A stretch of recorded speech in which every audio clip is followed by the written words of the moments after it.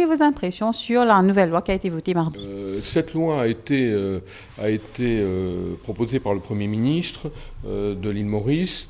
Cette loi a défini un certain nombre de critères par rapport au mariage étranger et mauricien. Le Premier ministre a sûrement un certain nombre de raisons pour proposer cette loi. Simplement, ce qu'il faut dire, c'est qu'il y a quand même des mariages d'amour. Il n'y a pas que des mariages blancs ou des mariages achetés. Et il y a des personnes qui sont là installées en couple, qui ont même des enfants.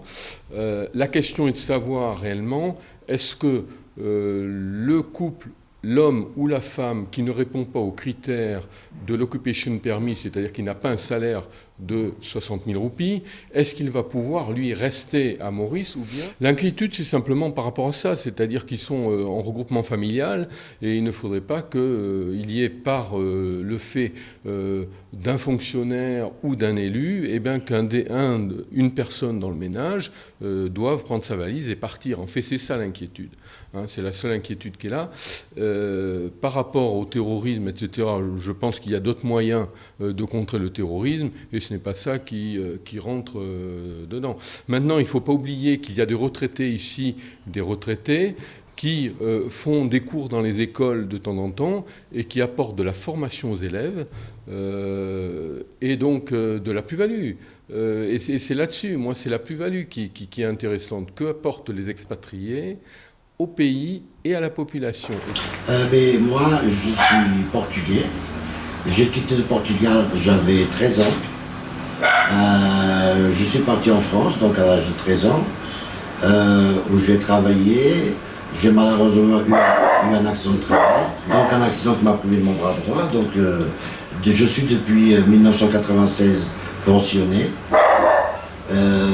J'ai quitté la France en l'an 2000, où j'étais parti à La Réunion. Je suis resté environ 3 ans. Et ensuite je suis venu à Maurice, où je suis depuis 2003. Je suis marié en 2008. 2008. Donc, quel est votre statut à Maurice? Est-ce que c'est le spouse permit? Est-ce que c'est quoi? Je suis pensionné et je m'occupe de ma famille, voilà quoi. Alors, vous m'avez dit aussi que vous avez fait la demande aussi de... Oui, je me demande encore, mais c'est assez récent, donc c'est la raison pour laquelle je n'ai pas encore reçu la réponse. Mais suite à un contact téléphonique récemment, on m'a dit que ça ne devrait pas tarder maintenant. Alors, que pensez-vous un peu de tout ce débat entourant la loi sur l'immigration, les amendements, qui ont d'ailleurs été votés mardi? Oui, bon, en ce qui concerne le travail, écoutez, ça dépend de quel côté on se positionne. Si je me positionne de mon côté à moi, bien sûr, c'est plus pratique de ne pas avoir de permis de travail. Ça facilite les choses. Maintenant, si on se positionne du côté de l'autorité, du côté gouvernemental, on peut aussi se poser la question, pourquoi un étranger, pourquoi il travaille et pourquoi il n'a pas de permis? C'est donc c'est à double sens. D'accord.